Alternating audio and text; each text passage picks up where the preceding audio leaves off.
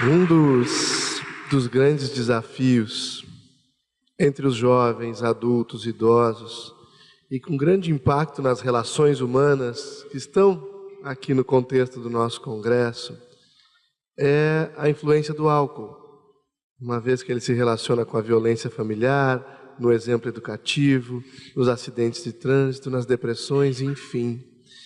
Mas nós convivemos com esse paradigma de beber socialmente, como sendo um contexto de normalidade, entre aspas, da nossa sociedade. E a pergunta que nós temos a te fazer, meu amigo, é se para nós, espíritos imortais, haverá algum proveito ou algum nível seguro de consumo de uma substância como o álcool? Algumas correntes médicas recomendam uma dose de álcool para a circulação. E em alguns países, fabricantes de vinhos, a longevidade é um tanto maior. No entanto, recomendam apenas uma pequena dose de natureza medicamentosa. Mas eu noto, por exemplo, que os espíritas pregamos determinada conduta para os outros e não as vivemos em nossa intimidade. Um amigo levou-me para vir à sua casa. Eu estava construindo um palacete e me levou à sua adega e ao bar que estava colocando no refeitório. Então eu lhe perguntei se ele usava o álcool, se ele gostava de tomar o álcool. Ele disse, não, nós aqui somos abstêmios. E eu perguntei, para que o bar? Para que a adega? Para os nossos amigos? Para aqueles que nos visitam? Eu digo, me parece um discurso falso. Você não toma porque faz mal e dá aos seus amigos porque faz bem. Algo está errado. Eu lhe aconselharia, se é que você me pediu opinião, para que retirasse o bar e transformasse a adega numa sala de conversação edificante, que terminasse os encontros com a água fluidificada. Ele disse, mas isto não é social. Eu digo, nem também é espiritual.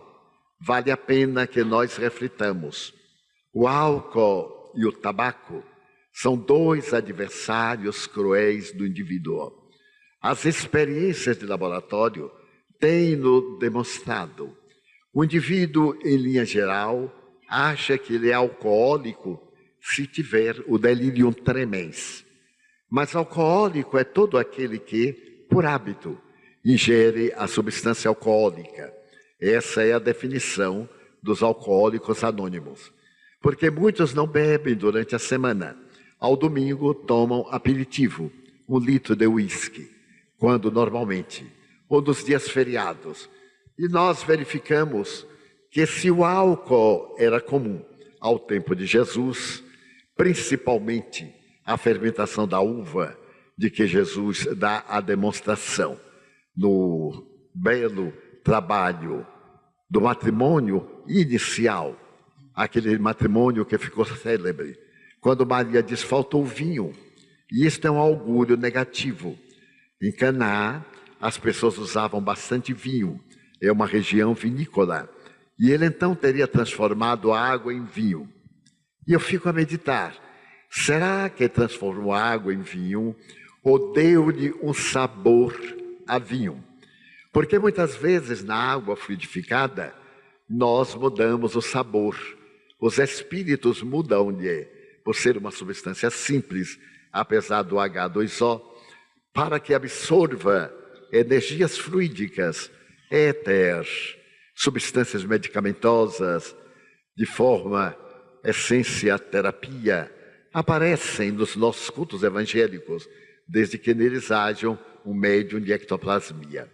Então vale a pena que nós disciplinemos este hábito assassino, porque é uma forma de tirarmos de 5 a 10 anos da nossa existência. E através do nosso hábito, nossos filhos não sejam levados também a usar, a princípio ocultamente, depois publicamente.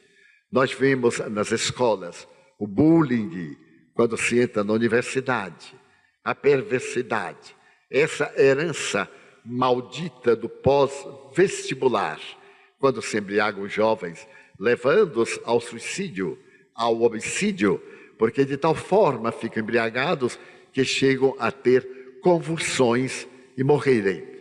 Que nós procuremos medir os nossos atos e que esses chamados hábitos ou vícios sociais sejam lentamente riscados do mapa das nossas necessidades, porque o número de crimes, de ocorrências dantescas em estado do pré-coma alcoólico é tão grande que é muito maior do que no Brasil o número daqueles que morreram na Colômbia nesses 53 anos de guerra civil.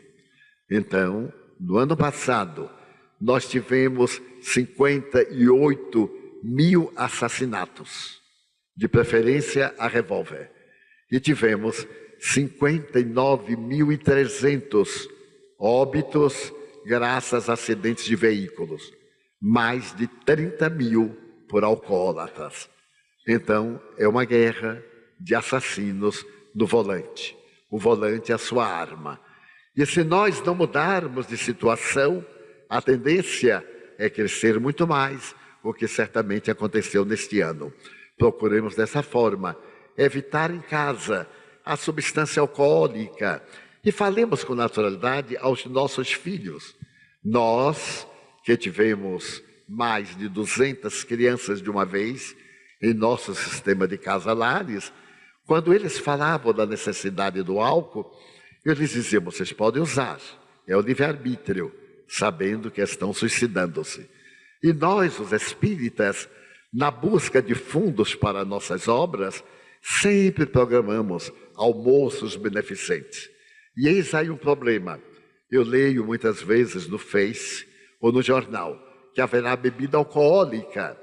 Nós então iremos receber pecúnio através do vício para fazer a caridade. Era melhor então distribuirmos cocaína, que daria um resultado muito maior. Os meios não justificam os fins, e eles devem ser lícitos, para que os resultados sejam também ético-morais. Desculpem a forma que estamos apresentando o tema, mas há temas que necessitam de ser enfrentados, para que nossos filhos não se habituem em casa, ou nos grupos, ou antes do vestibular, ou no primeiro namoro, que é a fórmula que os leva ao alcoolismo, para depois nós termos resultados terríveis. Homicídios, extravagâncias e desastres culturais.